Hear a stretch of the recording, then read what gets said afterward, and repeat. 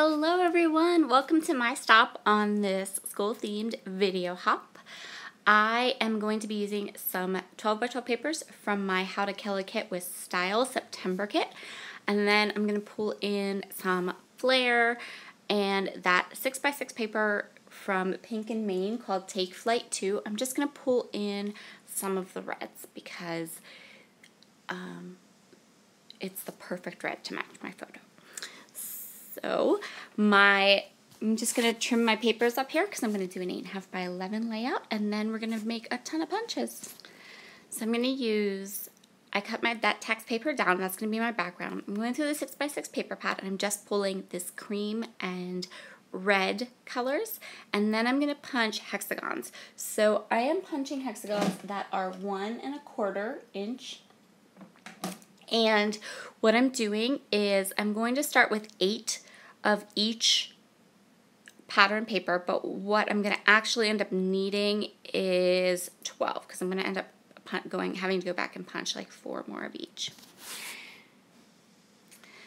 So the next thing I'm going to do is I want to mat my photo. So I have my photo cut down to 3.5 by 3.5, and I'm just going to mat it onto this wood grain paper. And this paper is also from Jen Hadfield. In fact, both of these papers, that text paper and the wood grain, are both Jen Hadfield collections. I don't think they're the same ones. I think the wood grain is Heart of Home and the text paper is Patio Party. Yeah, it's pretty funny if you flip that paper over, it's like bright pink flowers. But the other side is like this really nice text print.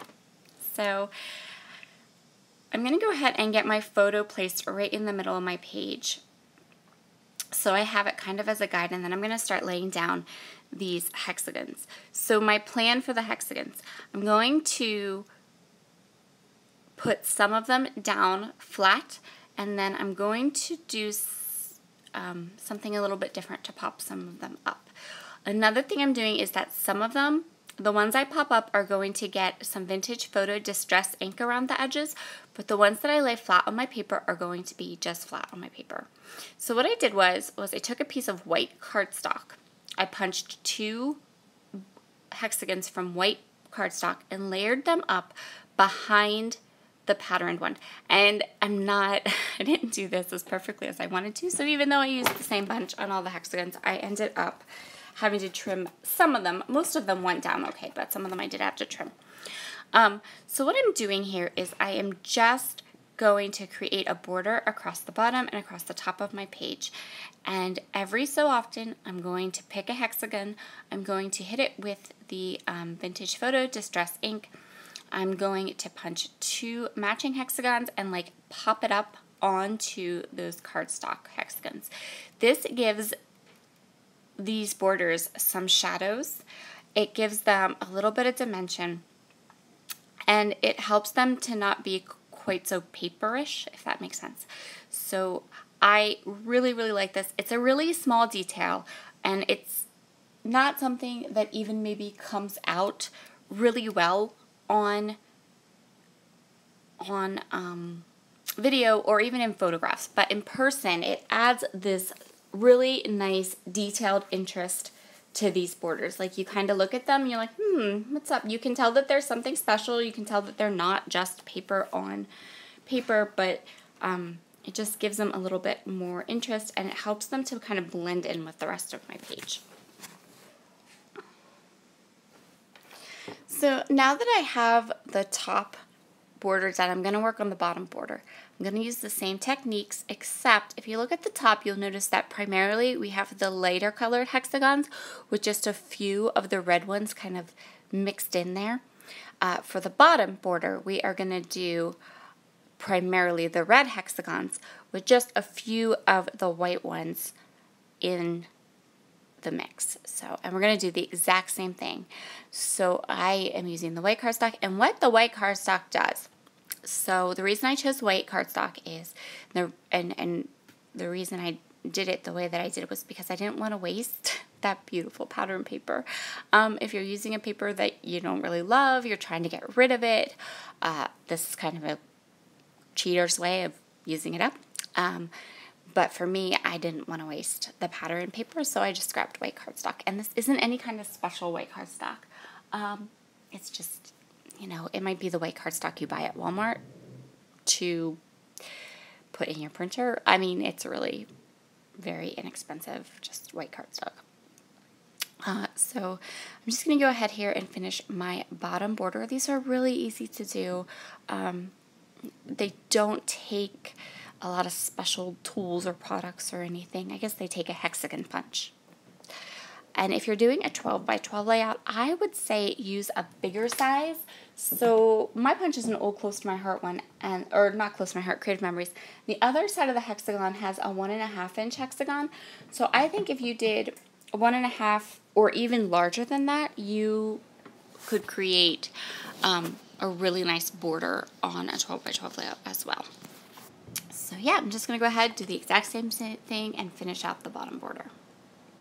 So this layout is going to be a big stash dive layout. And the next thing I'm going to do here is I went through all of my loose embellishments and I pulled out this Jack and Jill ephemera pack from Echo Park. This is the boy version of this kit, but it had that red color in it. And it also has kind of a cream-based look to it. So I'm just going to flick through these and I'm going to pull out a couple of die cuts, one to work for some journaling, and then I did end up also punching some extra hexagons to act as bases for some embellishment clusters. So I'm going to do my journaling on that little like postcard right there. And then everything is going to get some of this vintage photo distress ink so that the page can work all together seamlessly. And you can see me here. This is kind of like the quick part. I really had a vision in my head of what I wanted this page to look like. And so once I had kind of went through my stash and discovered the elements I needed to create it, it went rather fast. So I'm going to use these hexagons. What I'm going to do is I'm going to place them in each of my 3 kind of embellishment clusters areas here, and that pulls in the borders I've created.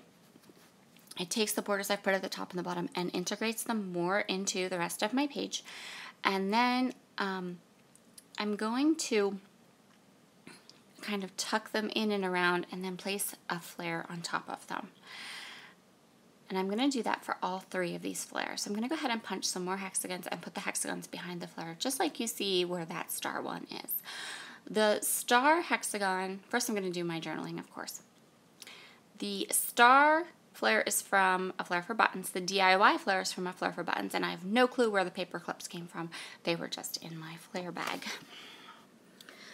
So after I did my journaling, I had this like empty space below my journaling, and I didn't want to leave it there. So I went ahead through all of my ColorCast Designs wood veneers and acrylic pieces, and I'm going to go ahead and I'm going to add this little owl right there below. I'm going to put this little flare right below my, I'm sorry, my phone is going off. Hold on a second while I turn it off so it stops going ding, ding. Okay, I'm going to put the wood veneer. This is from ColorCast Design. It has a little owl on it. I thought the colors worked perfectly with my layout, and it brought a little bit more of the circle since we have the 3 circle flares, and it also filled up that empty space back there. So the last thing I'm going to do is just go ahead and get the rest of this glued down. I kind of went through my stash and looked for enamel dots or something small, but really didn't have anything that worked. So the last little touch on this page is just going to be to go through with my vintage photo distress ink and ink up all of the edges, and that will complete this school layout.